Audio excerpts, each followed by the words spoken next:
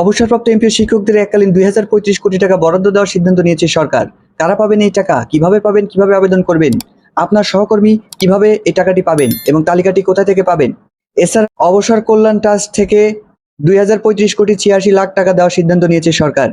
এই সিদ্ধান্তে কারা তালিকাভুক্ত হচ্ছেন, কিভাবে তালিকাভুক্ত হচ্ছেন, সকল কিছু নিয়ে আজকে ভিডিওতে বিস্তারিত আলোচনা থাকছে। অবশ্যই পুরো ভিডিওটি দেখার জন্য অনুরোধ রইল। আমি প্রথমেই প্রমাণ সহ দেখিয়ে দিচ্ছি, আজকের ভিডিওটি দেখে দিচ্ছি RTVর একটি জনপ্রিয় একটি পোর্টাল থেকে অবসরপ্রাপ্ত শিক্ষকদের জন্য বড় সুখবর নিয়ে একটি টাইটেলে তাদের একটি নিউজ বার্তা প্রকাশ করেছে। সেখানে তারা কি বলছে আমি দেখে আসি। অবসরপ্রাপ্ত বেসরকারি শিক্ষকদের জন্য সুখবর দিলেন শিক্ষামন্ত্রী আনম এহসানুল হক মিলন। অবসরপ্রাপ্ত সুবিধা কল্যাণ ট্রাস্টের অর্থ একসঙ্গে পরিষদের উদ্যোগ নিয়েছে সরকার। তবে এখন প্রশ্ন হচ্ছে, কারা পাবেন এই টাকা? সকল অবসরপ্রাপ্ত শিক্ষকরাই পাবেন না, এর মধ্যে নির্দিষ্ট কিছু সংখ্যক শিক্ষক এই টাকা পাবেন। তো কিভাবে আপনারা বুঝতে পারবেন সে বিষয়ে বিস্তারিত আলোচনা করব। এজন্য এককালীন 2035 কোটি টাকা বরাদ্দ দেওয়ার সিদ্ধান্ত নিয়েছে সরকার। এতে দীর্ঘদিন ধরে পাওনা অর্থের অপেক্ষায় থাকা অবসরপ্রাপ্ত বেসরকারি শিক্ষকরা উপকৃত হবেন। শুক্রবার 14 আগস্ট নিজের ভেরিফাইড ফেসবুক পেজে দেওয়া এক পোস্টে এ তথ্য জানান আমাদের শিক্ষামন্ত্রী আনম এহসানুল হক মিলন। তিনি বলেন, দীর্ঘ অপেক্ষার অবসান, অবশেষে শনিবার 15 আগস্ট একযোগে অবসর কল্যাণ ট্রাস্টের টাকা পাচ্ছেন অবসরপ্রাপ্ত বেসরকারি শিক্ষকরা। শিক্ষামন্ত্রী তারেক রহমানের নির্দেশে তাদের অবসর ও কল্যাণের এই অর্থ পরিশোধ এককালীন 2035 কোটি 86 লাখ টাকা দেওয়ার সিদ্ধান্ত নিয়েছে সরকার।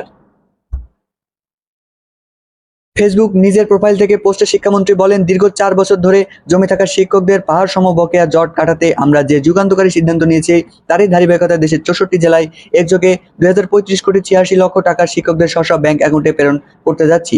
শিক্ষামন্ত্রীর সূত্রে জানা গেছে, আগামীকাল শনিবার রাজধানীর ওসমানী স্মৃতি মিলনায়তনের আয়োজিত অনুষ্ঠানে এই কার্যক্রম উদ্বোধন করবেন প্রধানমন্ত্রী তারেক রহমান।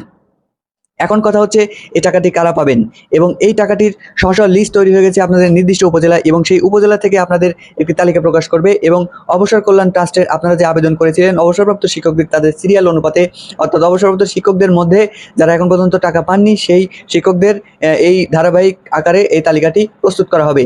সেই তালিকা অনুপাতেই এই 2,35,000 কোটি টাকা এই অবসরপ্রাপ্ত শিক্ষকদের মাধ্যমে যার যতটুকু পাওনা আছে সেভাবে দিয়ে দিবে সরকার।